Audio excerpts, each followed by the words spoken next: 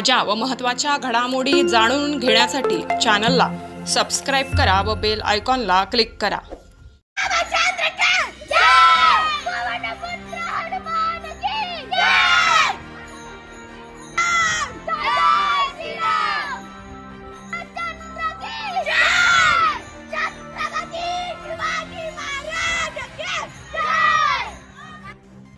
अयोध्ये येथे झालेल्या श्री रामचंद्रांच्या प्राणप्रतिष्ठापनेच्या सोहळ्याचा उत्सव संपूर्ण भारतात जल्लोषात साजरा करण्यात आला होता।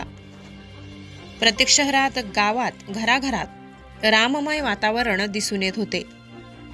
गिरणा साखर वसाहत येथे दिनांक 21 रविवार रोजी सायंकाळी 4 वाजता स्वामी समर्थ सेवा केंद्र महिला सेवेकरांच्या वतीने तसेच संपूर्ण गिसाका परिवारातील मित्रमंडळ व भाविक भक्तांच्या सहकार्याने पालखी सोहळ्याचे आयोजन करण्यात आले होते।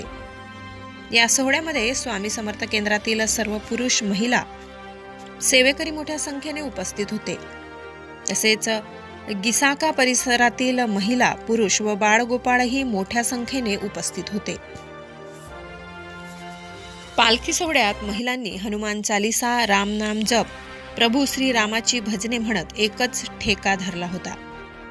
सर्व महिलांनी एकसारख्या साड्या परिधान केल्यामुळे अतिशय विलोभनीय दृश्य त्या ठिकाणी निर्माण झाले होते। तसेच दिनांक 22 रोजी राम मंदिर येथे सर्व सेवेकरी परिवार, परिसरातील सर्व ज्येष्ठ श्रेष्ठ पुरुष, महिला, बालगोपाल तसेच मातोश्री रिक्षा युनियनचे सर्व रिक्षा चालक बंधू यांनी सुद्धा राम मंदिरात हजेरी लावली। त्यानंतर श्री राम रक्षा स्तोत्र, हनुमान चालीसा पठण आणि राम नाम जप करण्यात आला। प्रभू श्री रामचंद्राची महाआरती झाली। त्यानंतर प्रसाद वाटप करण्यात आले। यावेळी सर्व महिलांनी हळदी कुंकूचा कार्यक्रमही केला।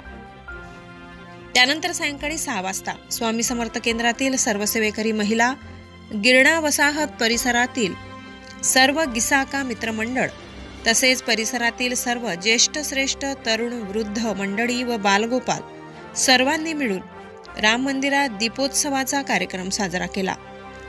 असंख्य दिव्याने राम मंदिर लख्ख उजळून निघाले। त्यानंतर सर्व मंडळी डीजेच्या तालावर थिरकले।